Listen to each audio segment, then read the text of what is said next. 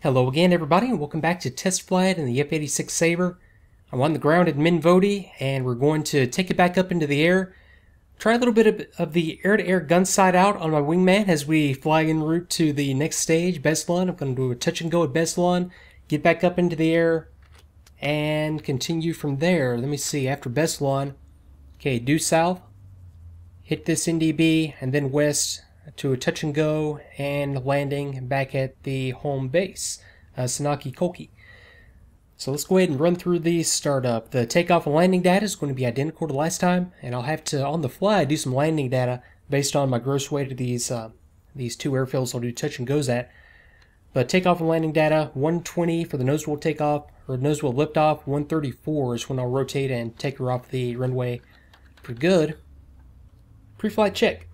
Okay, let's run through the stick grip check. Safety belt C, rudder, armament switches off. Let me get these off, off, and off. Okay, yeah, got it. And the gun switch on the side. I don't know if I've ever done anything with this before. I don't know if I ever realized that worked. But yeah, gun switch off. That's my other armament switch that I knew off at that point. And let me go ahead and go gear handle down, master, ignition, battery off, speed brake, switch center. Let me go ahead and call for external power. Ground crew, F2, ground crew, F8, F2, F1. Chief, turn on the ground power. Copy. While he's getting that, let me go circuit breakers in. Okay, floor, auto, Ground power is now on. 2.75, press, normal, center, normal, normal, lights off, handle aft. I'll put this up to flaps up for the startup. Outboard tanks off. Got it. Okay, good. I'll put this to inboard on and jet, of course, once I get started up. Okay, I'll go ahead and extend my lights, do a check on them. I'll also get my P2 heat up. Let my crew chief do a quick check of that. Extend. Okay, got it. Normal. Come around doing my lights check as I come through this area. Good. I'll do my fire system check as well. Flip switch up. I don't know if I ever noticed this or ever went over this before, but the fire system switch goes up, lights go on after about 5 seconds, and then switch off.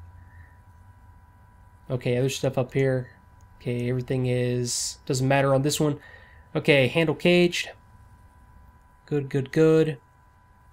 For this one, I'm going to leave the densitometer out just to get total quantity. I'll see if that has anything to do with my interpretation that the tanks weren't fanning. I'm sure they are. I think it just wasn't behaving as expected, because I was expecting this not to go down until the tanks fed, but this gauge started going down immediately after takeoff. I'll try it with the densitometer out and see if that makes a difference. Okay, lights. I will go ahead and turn these on since it is going to be a night mission, just so that I don't forget later on. And cockpit lighting, I'll go ahead and set these to an intermediate setting so they're set up once I get into the night portion of the mission. Okay, let's see here. Comm nav. Let me go ahead and turn the volume down on this a touch. This has been killing me lately. Okay, I'll bring up the loop. I will tune to the next station in line, which is going to be, when I reference my cheat sheet, 718. So let me go ahead and tune to 718. It should be right there. That looks about right. Okay, let me go over to compass and see where this swings. It should be out one. Let me check the heading on that just to make sure I've got the right one this time. 140 should be the heading that I get off of the compass if it is set up on the right station.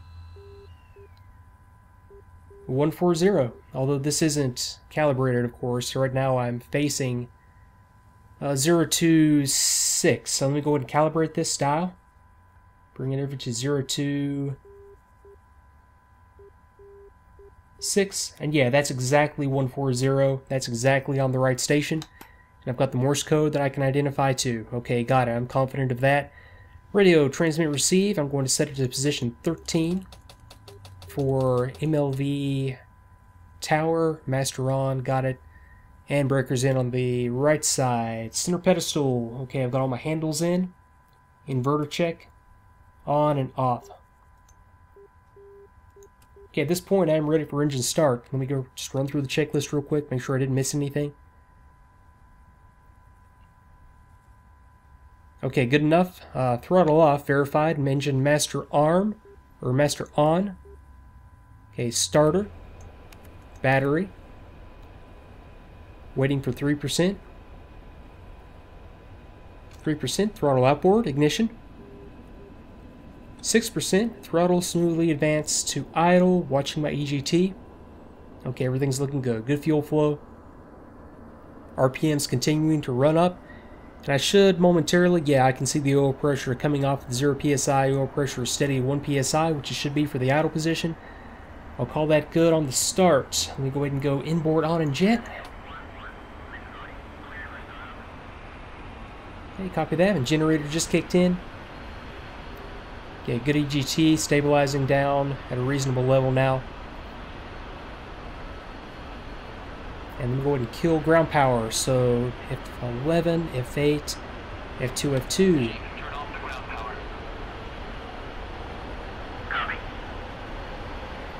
Okay, to this point I will run the engine up slightly just so that it's about 45% RPM.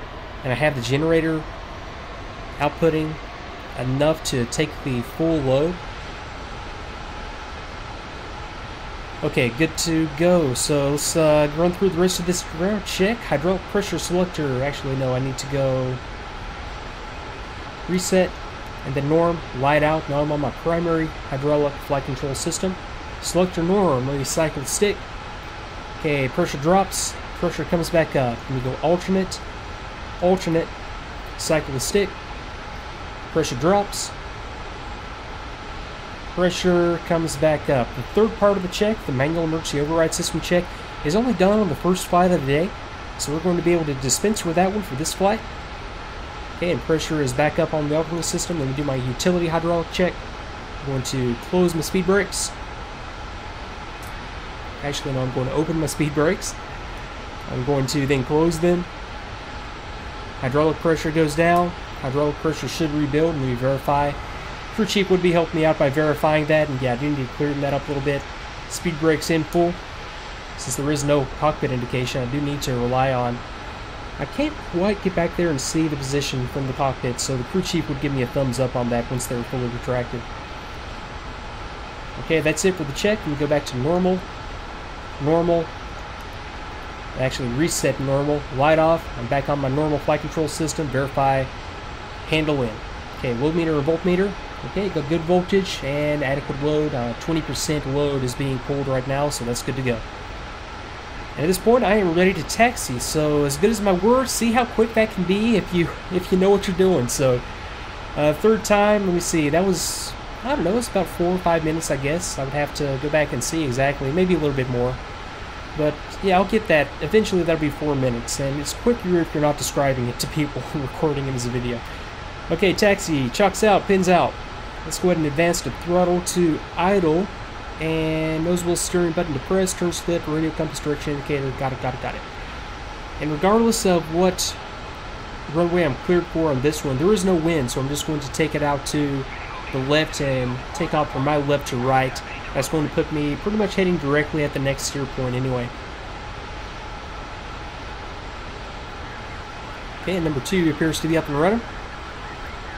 Okay, clear taxi runway 30, which is... that's the opposite runway, but I'm going to take the other one. I believe it's... I'm not sure which one it is. Reciprocal of 30, runway 12.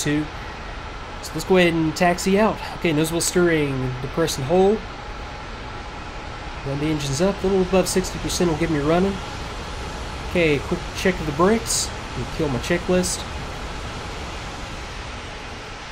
And take her on out here to the taxiway to the left.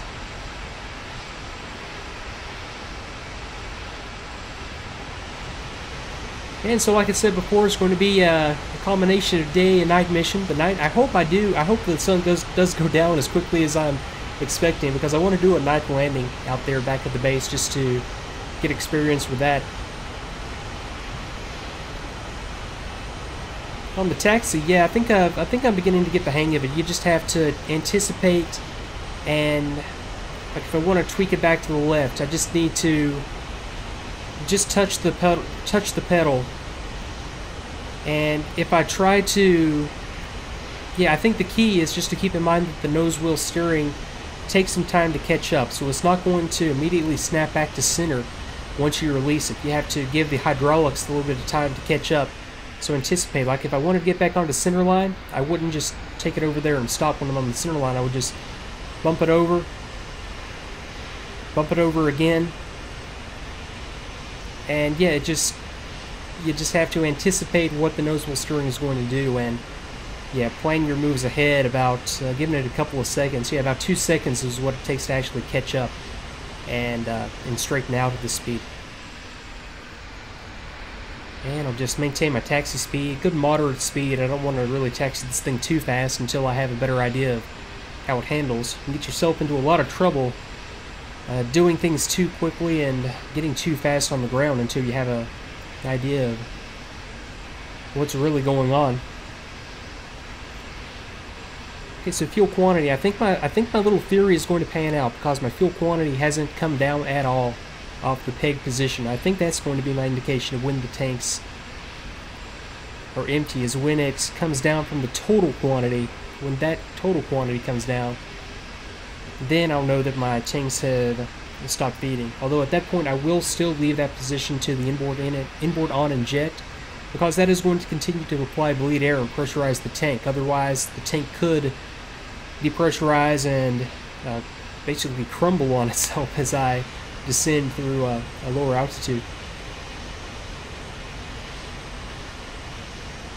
Okay, so approaching the end of the runway, then we go ahead and pull it back out of that higher setting that I had.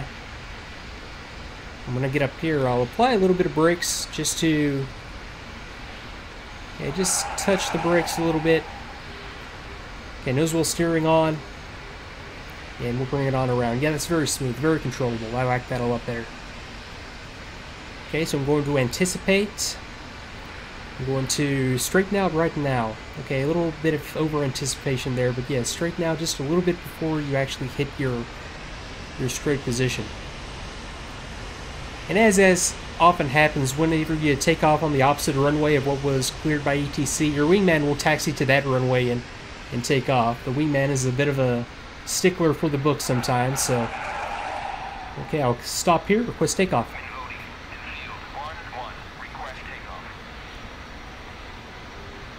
While I'm awaiting takeoff clearance, let me go ahead and close my canopy. Okay, clear for takeoff. Okay, gotcha, canopy closed and locked. And let me go ahead and take it on out, run through the rest of the run-up check. Okay, nose wheel steering. Just take it out here, line up on the center line, and let it run out just a little bit so that you can be sure that your nose wheel steering, or nose wheel, has aligned. Okay, let me straighten it back out. Run it forward. Okay, nose wheel steering is aligned. Now I can stop here and run through the rest of my checks. Now the emergency fuel system check is another one of those checks that you only do on the first flight of the day. So all I'm going to do for now is just verify emergency fuel off and press on with the rest of the run-up. Okay, instrument check. Throttle, let me smoothly advance the throttle to full. And check my instruments. Okay, EGT. Spiked a little bit, but it is about 690, right about where I would expect it. Okay, full throttle, good fuel flow, good oil pressure. And let me ditch the checklist and get into the takeoff. So recap, let me see, 120, 134. Okay, 120 for the nose gear, 134. I did not do my takeoff trim check though. So I might have missed a little bit of a section in the checklist there. Okay, good. Good trim on all axes. Okay, full throttle. Brakes released, nose wheel steering held. Okay, and just maintain directional control down the runway. Okay, about 50 knots. I'll release my nose wheel steering switch and maintain control with the rudder. I'm looking for 120 on the next point. Okay, 90 knots. 100, 110, 120. Let me lift the nose wheel off just a touch. 135. Let me go ahead and rotate. Boy, I had a little bit of trouble that time lifting the nose wheel off. I'd had something with a different trim set up on that time, but okay, gear up. I'm going to wait for flaps up. Yeah, I can go ahead and go flaps up now. Actually, that was the problem. I did miss a section of my checklist because I never had my flaps down.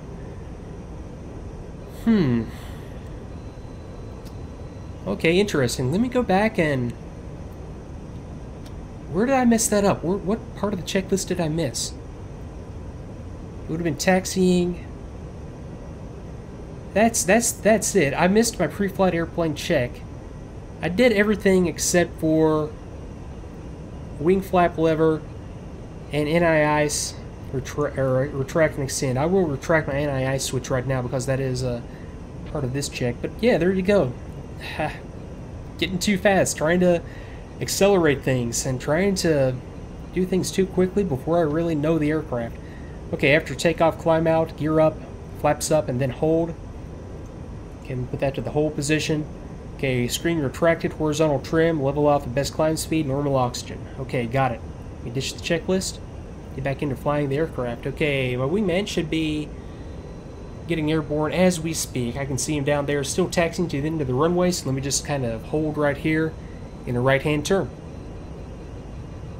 Yeah, so big lesson learned there.